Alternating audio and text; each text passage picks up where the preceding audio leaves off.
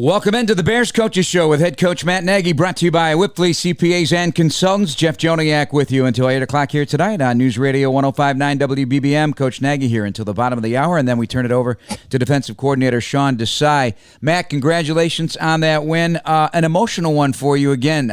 Back-to-back weeks, really. You could see it in your post-game delivery to the fellas, 20-9 at Allegiant Stadium in Vegas. And you kind of consider this a landmark win right now for you personally. Yeah, you know what, Jeff? I think the biggest thing for our players was just, putting together a really good week of practice, which is as every week. But then we knew going into this game yesterday that it was going to be a battle. It was going to be a fight, and we had to be ready for it, and our guys were. And I think that's what I was really impressed about. And they did it for 4 quarters. And that's what happens when you fight and you do it together and you play smart, you protect the football, you get after their quarterback. Usually good things happen. Well, and you finished. Sometimes it's one thing to come out, especially against the Raiders. They're a team that was starting slow in the first quarter and even a little bit of the second quarter, but then they come out in that third and fourth quarter, they can really get after it.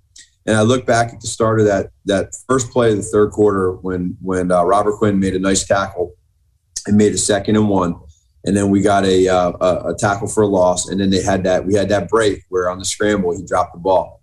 And sometimes that's just the way it goes. And you need some of those every now and then. And so we were able to take advantage of that. The defense got a couple more 3 and outs. And we were playing the punt game back and forth to each other. And finally, until it broke open, and we were able to really at the end of there in the fourth quarter, get that field goal to make it 8-point game, and then get that other field goal to make it 2 scores. Fans travel. We know it. We knew they were going to be there, and you felt it in a profound way. And I had a chuckle this morning, and I got back early this morning on a red eye. I saw a tweet from a Bears fan thanking the Raiders for building a brand new stadium for Bears fans. And because in the hallways, which you can't see and I didn't see, the chants and the singing the Bears fight song in the corridors of the building is something that you would have never seen in Oakland Coliseum during the old black hole days. So, this was an interesting addition to the equation. At the end of the game, when we were running off the field to head into the locker room, the sea of orange jerseys and the Bears jerseys all over the place was just, it was unbelievable. And they were just cheering, and they were such a big part of that, and it just means so much to our players. All right, so last week the chiseling of the identity started to take shape, and now you're starting to polish it up a little bit. Is this what we're looking at for 2021? Well, I feel like it's a mindset right now within the offense and the identity that we have, understanding that a lot of this is you got to make sure that you're able to run the ball. And we've always said that from day one, but I think now you start looking at different personnels, you look at different formations, but you got to be able to have enough to where you can make adjustments too. So really, you can have whatever plays you want, but if the mindset of the guys, they understand what we're doing when we go into it, and I think that's what we're really feeling the last couple of weeks is that identity. And now we just build off of that. But it's nice being able to head into those games and then get off to a fast start with the offense, and I just appreciate that from the players and coaches. Well, and the good news here is also, while the passing game is still trying to get its sea legs with a new quarterback and a rookie quarterback at that, there's other things happening to get wins.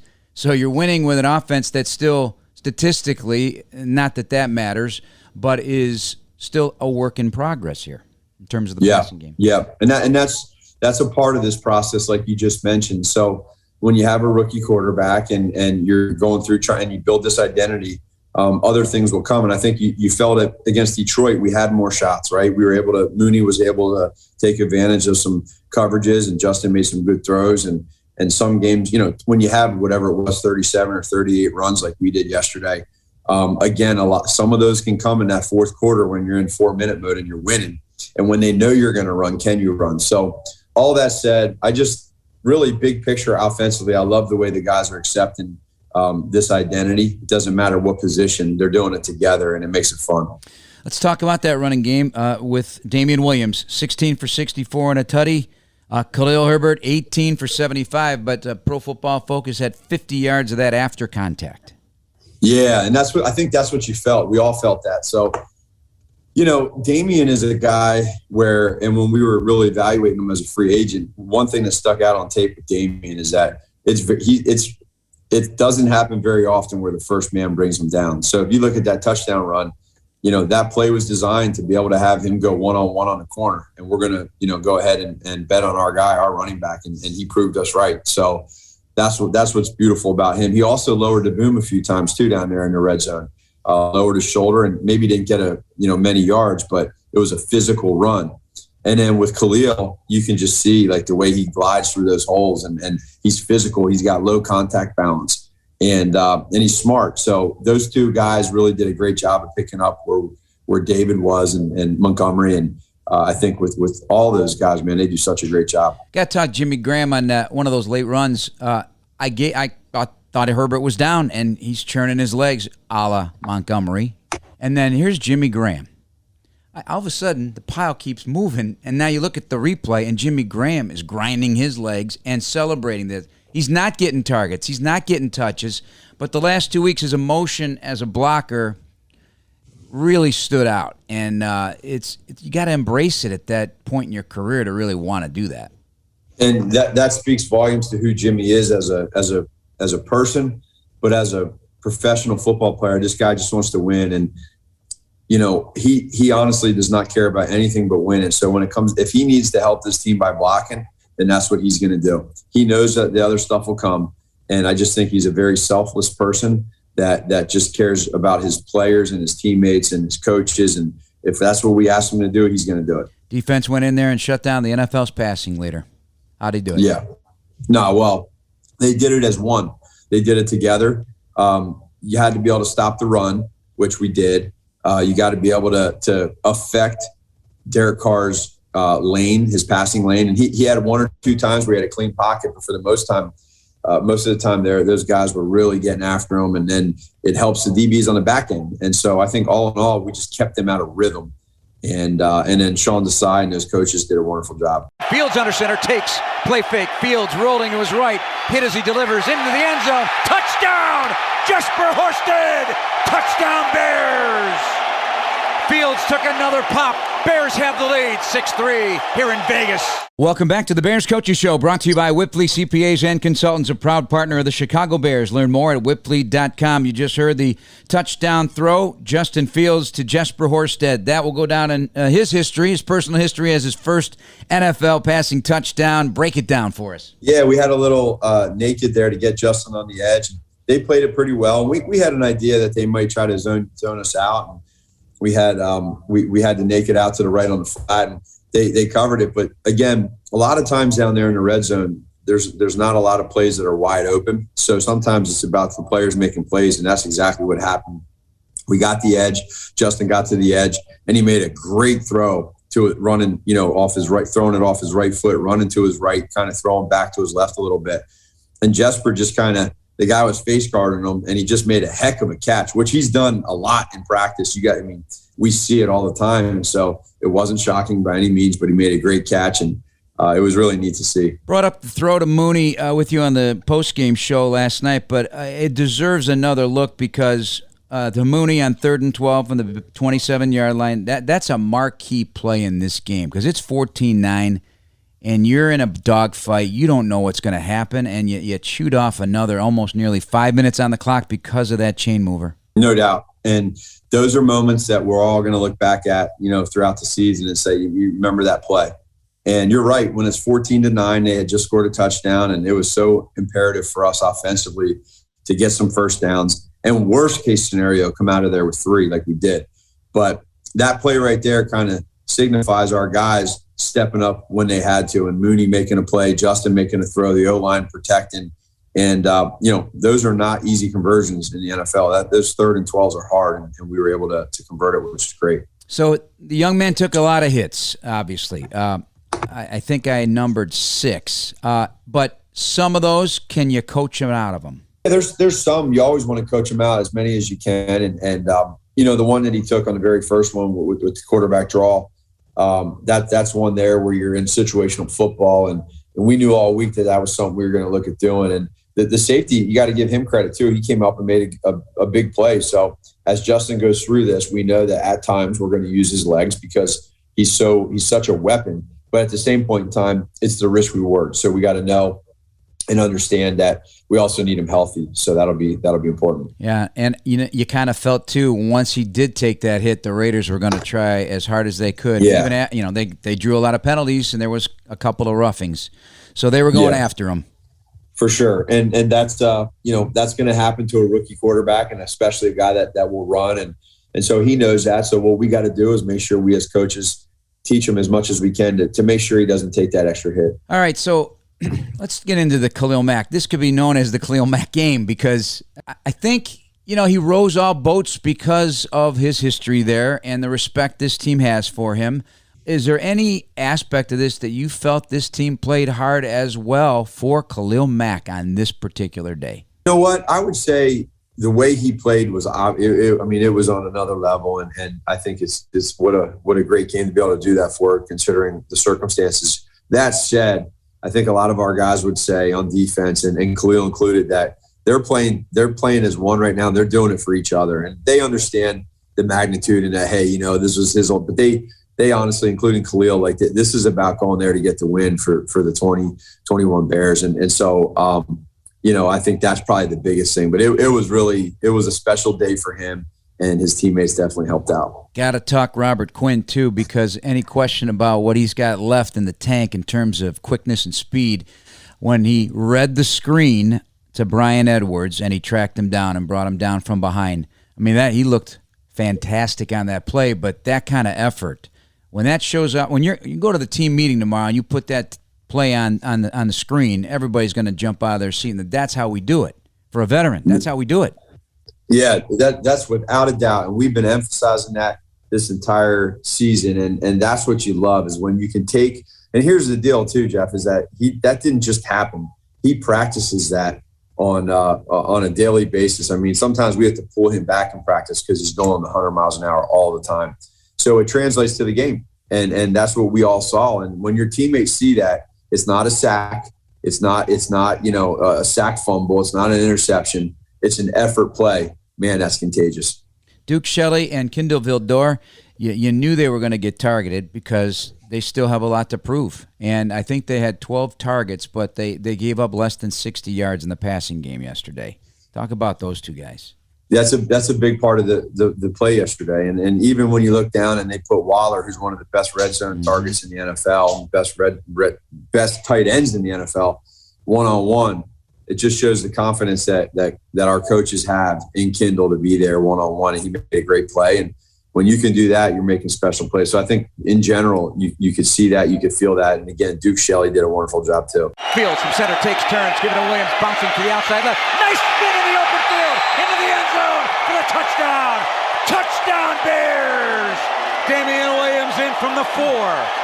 Bears extend their lead over the Raiders to 13-3 here in Vegas. Download the Chicago Bears app to play our new Predictor game, Risk It, brought to you by Bet Rivers for your chance to win $250 in free bets at a custom Bears jersey. With Bears head coach Matt Nagy, Jeff Joniak coming up shortly. Sean Desai, the Bears defensive coordinator, for the back half of the program here. That was the Damian Williams touchdown run, the 4-yarder. What a spin move, huh? That was sweet. It was sweet. And that's what he's done. That's what we talked about. And when you have that, that makes it a lot easier for all of us. And we're just appreciative of him. He did a great job in practice and took it to the game.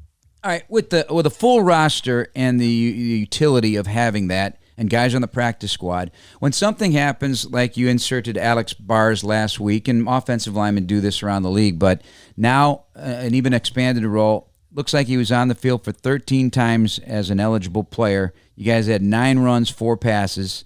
You got a 15 yards on the runs and a touchdown, and Fields was 3 of 4 for 31 yards. So that's good production, having that extra attacker out there. But how he was deployed, so talk about that part of it first, him, but what it signals to the rest of the roster. Hey, we may need you. We may need you Sure. throughout the course of this season. We're utilizing everything on this roster. Without a doubt. I think our coaches did a great job of game planning, using him and getting him in the game and being able to use him at certain times. And Jeff, like, you can put him in on certain calls in practice throughout the week on that call sheet, but you don't know if you ever get to him. And it just so happened yesterday that we were getting to him, like you said, 13 plays is a good amount. I think it's a good number. And you can rely on him. Alex has done a great job of being reliable and dependable, and it helps us out. So that's why we did. And I think moving forward as we go just speaks to who he is. And then we can keep working off of that. Let's dip into the special teams because it was a complimentary football game. All three phases deserve credit here. The operation continues to excel for the kicking game, and Cairo with two really important 46-yard field goals in the fourth quarter. Those aren't gimmies. But now the NFL's longest streak of consecutive field goals made. This guy, man, he's been a find, and he's delivering you great confidence to put him out there. Yeah, and that's credit to Ryan and all his guys for getting Cairo in here. And he just comes out and he does what he's supposed to do. And you get in that moment yesterday in the game, and you just feel so good when he's kicking those 46-yard field goals. You really do. And I think that having that calm and that confidence that he's brought and instilled to our kicking game, I think it makes all of us feel good. And those were two big kicks, and it showed the importance of it. We see some personality in the return game with Jakeem Grant. Yeah. Don't know what you're going to get. Interesting. Yeah, without a doubt. And I'll say, that's the beauty of that part of the game is he does have a lot of experience doing that back there. So as coaches, you understand that. Now, there's some things that in the game that you want to make sure that you're being smart about, and that. And Coach Taves and Coach Gann will do a great job with that. But at the same point in time, I know this: when you kick the ball to him, every time that it can go the distance. And I think that other teams know that as well. So it's nice having that. He's only going to get better, and he's been a great addition. All right, so it's that point in the season. First Packer game. I see the grin. Here we go. 4-1 on a 4-game roll. A kind of a hard team to pinpoint outside of the obvious, the big two with Davante Adams and Aaron Rodgers, but a lot of injuries. So you got to sort through that a little bit in terms of personnel. Yeah, we'll do that. And like you said, nothing needs to be said in regards. I think our building, our players, coaches, everybody understand the significance of this game. We're not going to downplay it, but we're also going to stay in the moment right now with where we're at. I think we're in a good place. We got to have a great week of preparation. Anytime you're going against Aaron Rodgers and Davante Adams and Aaron Jones and that offense, they're always going to challenge you. They're always in the game. And so this is going to have to be a week where, again, when we play on Sunday, a game where all three phases are together. And if we can keep that going, we'll be excited in the end. And a game where you need to and you want to keep that crowd. When our crowd gets into it and they affect the game, we usually come out victorious. And I think that's where they're so energetic. They get going, and there's such a just a great feeling, and it just gets our defense going. And they get and when our getting after the quarterback and trying to sack them as much as you can, and then create turnovers, and then it gets the offense going. It's all complementary. It all goes hand in hand. So that's what I'm really looking forward to, is seeing our crowd get crazy this weekend, and what better way to do it against than Green Bay. All right, enjoy your week of prep. We'll talk to you down the road here. All right, thanks, Jeff. Take care. We'll see you. Bears float their safeties back deep, corners up tight, snap is back, stun up front. Here comes Matt. He's got Kerr, and down he goes. Sacked. Back to the 21-yard line. On a 2nd and 6 snap, Khalil Mack on a stunt inside. Gets home. Sunday's game against the Green Bay Packers is brought to you by Hall of Fame partner PNC, the official bank of the Chicago Bears. Back here on the Bears Coaches Show, brought to you by Whipley CPAs and Consultants. I'm Jeff Joniak with Bears defensive coordinator Sean Desai. Sean, how you feeling? And congratulations on that victory. A lot of great things to discuss here. Khalil Mack sack as we came out of commercial break here. And that's an old friend he put down to the ground a couple of times. But just in general, his performance was inspiring, and he was all over the place. Yeah, I agree. I think that's probably the right word to use. He's battling through some injuries and things like that, but he's as much of a warrior and a professional as you'd ever want, and he showed it on tape yesterday. They played really hard. They played together. They were swarming the ball, and they brought a physicalness to the game that we tried to emphasize, and so I was proud of that. And there were a lot of guys showing it on tape yesterday. And in the big picture, what you've done here, you quieted a 9th-ranked scoring offense in football. And, the first 40 possessions, I think, of the year 4 3-and-outs, 5 yesterday. Our big emphasis is try to win first, second down early, and then try to get them off on third down when we get a chance. And we had some good opportunities early in the game where we got them to third down quickly, and the guys executed the plan on third down. And so the results of that is, like we tell our guys, you play less reps or you get into a little bit of rhythm on third down, you take an offense out of their rhythm. And so I think we did a pretty good job of doing that yesterday. And let's talk about the secondary, because with the kind of weapons they had there, and Hunter Renfrow, and certainly the speed of Ruggs and the tight end Darren Waller, you would believe that they would try to put some mismatches, or what they believe are mismatches. But I brought this up with Matt. The job that Duke, Shelley, and Kendall, Vildor, I had them for 12 combined targets, but they gave up 60 passing yards. That's it. Put in perspective what they were challenged with, tasked with, and how they responded. Particular, but really the whole secondary was challenged with trying to limit the explosive passes. And we've been good at that at points and not so good at other points this season, and that's been a huge point of emphasis for us. And what you're seeing is guys taking the coaching and understanding how the defense is fitting together and seeing where they can go make plays on the ball and where they can't. Because that's part of the way we teach our defense here. There's opportunities for certain guys in certain plays and not other ones. And then when it's not their chance, they got to be able to win their leverage. And Duke and Kendall are a great example of that yesterday, where they won a lot of their leverages and used their help in the defense. And we were able to get off the field, and they made some big plays and some big tackles. You know how you explain that right there, I can visualize it, but it is also you allow them to have the freedom to have some intangible ad lib, not to ruin the defense. You still have a responsibility, but can they use their instincts and go after things? Yeah, I think so. And I think the art of this whole thing is trying to teach them when they can go after things and situationally, whether it's a certain point in the game or a certain route that they see, a certain route stem, a certain formation. So that's part of our challenge as coaches, is try to teach those guys when they can do it. We never want to take the natural instincts away from these guys, and we want to try to really accentuate those, because we got a lot of highly instinctive players. And so that's what we're continually trying to do. It's funny because you look at all the positives after a win from a fan perspective, and then as a coaching perspective, were some of the things that you weren't pleased with. When a guy is open and drops a pass, you dodge bullets. But that is also a part of the game, right? I mean, that's just the way it is, and you got to live with it. You point it out, but you can use it, I guess, to your advantage a little bit, not to scare guys, but hey, listen, we did this, but this could have happened. For sure. I think part of our job at the end of every week, win, lose, or draw, is to kind of be honest with the tape. And that's what we try to do when we get these guys in. And we're honest with them on all the good stuff that they do, and we're honest with them on some of the things that we need to improve on. And I think that's our job. It's only week 5 of the season, so I always tell our guys, rarely have I seen a perfect game being played on any side of the ball. And so there's always going to be room for improvement. And we've got that. And then we're not going to complain about guys dropping passes against us, because we oftentimes get the other ones. Yeah, exactly. So we'll take those as many as we can. And there's reasons for drops also, the physicalness of the game and the swarming and all that stuff. So I think the defense benefited from that play mentality yesterday. No question. You could put ghosts in the head of receivers who are wide open. No question about it. Snap back, Carr. Here comes Mack rushing inside with Blackson. Carr lets it fly down the field. Playing center field and intercepted. Intercepted by the Bears. DeAndre Houston Carson.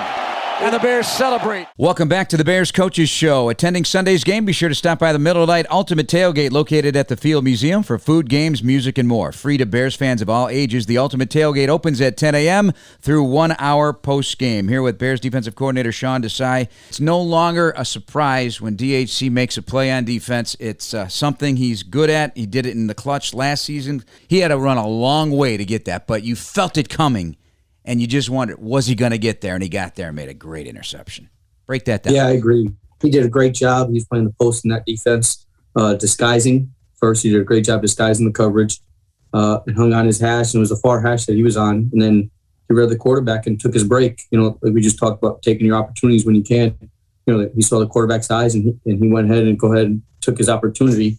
So he saw one deep throw coming and, he timed it up. He took a great angle, and then good things happen when you run to the ball like that. Let's talk about Sean Gibson. He gets a sack, and let's talk about Travis Gibson? First with Sean, it's always good to have a veteran back like that. And he made a great play on the time that we blitzed him over there off the edge and, beat the running back and kind of kept pursuing and was able to get him down. And then Khalil was able to finish him off too. So that was a good job there on the sack. And with Travis, it's just a prime example of a young guy just needing some time in this defense to learn it, and then getting some good coaching by Coach Shuey, and then understanding what we expect of him in his roles when he's in a game. And he's embracing all of that. He's embracing the techniques that we're teaching, the fundamentals, and understanding the bigger picture of how he fits, how his role fits into the defense. And then when he gets his opportunities, however many he gets in a game, because that's variable based on his role right now, he's taking full advantage of them. And that's something nice to see for him. An impressive victory in and of itself, just how you shut down that offense and made the plays. And you did it without, again, another starter in Akeem Hicks. How impressive is that? Yeah. How important is that also? I think it's impressive and important, to credit to Coach Rumpf and Shane Tobe that are working in the D-line room to get those guys going. But you see that what we're developing here and what we're trying to build is this mentality of the next man up. And you lose a guy like Akeem, which is, we all know, is a huge loss for our defense.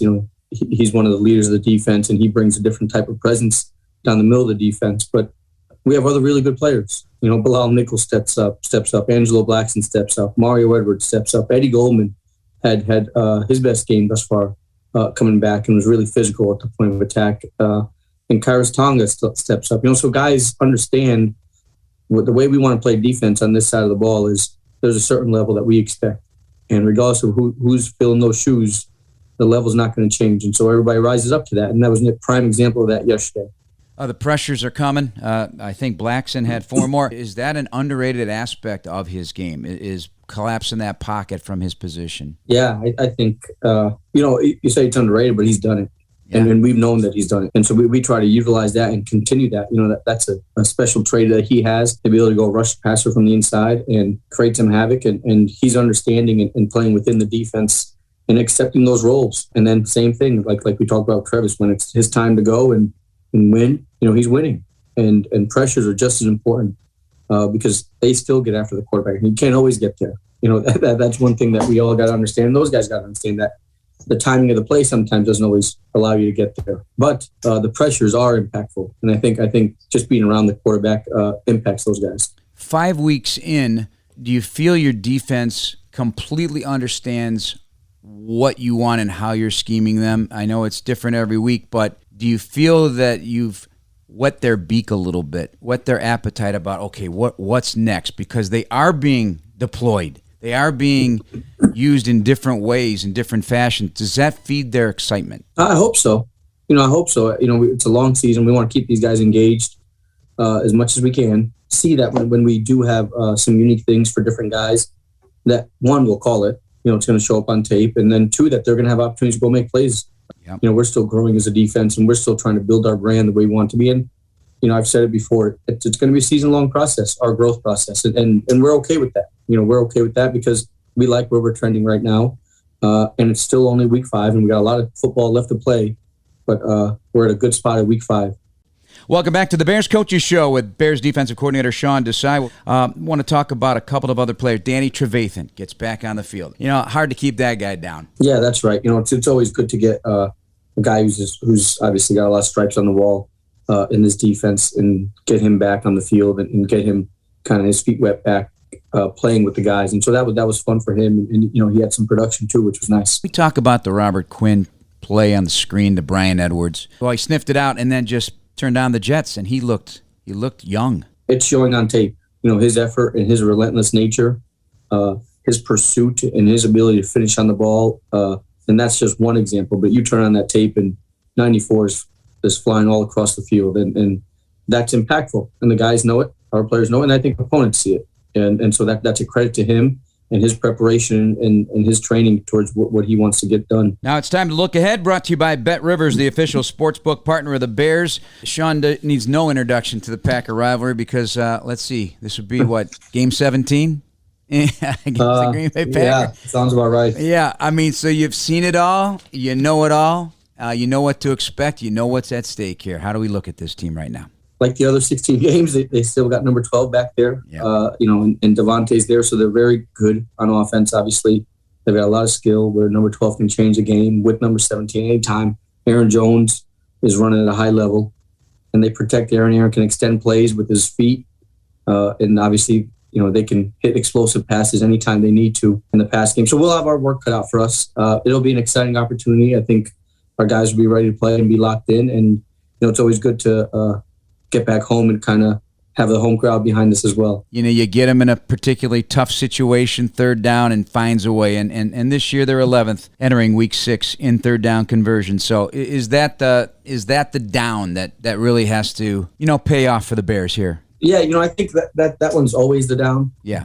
Quite frankly, in football, it's third down. But really, in our opinion, what we try to preach to our guys is that we got to win first and second down. We got to get them one-dimensional. And then when you win first and second down, they've got some longer third down distances that they got to travel. And so that helps us, as opposed to if you kind of get a little bit oozy on first and second down and third and shorts come up, that's advantage to the offense. So we'll try to win first, second down. And then when it's third down, we're going to do our best to make sure we have a good mix of rush and coverage and try to win those and get off the field and get the ball back to our offense as soon as we can. Well, enjoy your preparation this week. It's always fun for a Bears-Packer game, and you could tap some knowledge as well with Mike Pettin. You'll get that question many times yeah, this that's week. Right. So enjoy it. That's Thank right. you very much, Sean. Appreciate it. Congratulations on the win. So that's going to do it for tonight's show. Appreciate you listening. Thanks again to head coach Matt Nagy and Bears defensive coordinator Sean Desai. Coming up next, the Bears and Packers at Soldier Field. Our pregame begins at 9, kickoff at noon. Thanks for listening, everybody. This has been the Bears Coaches Show, brought to you by Whipley CPAs and Consultants. And this is News Radio 105.9 WBBM. Have a great night, everybody.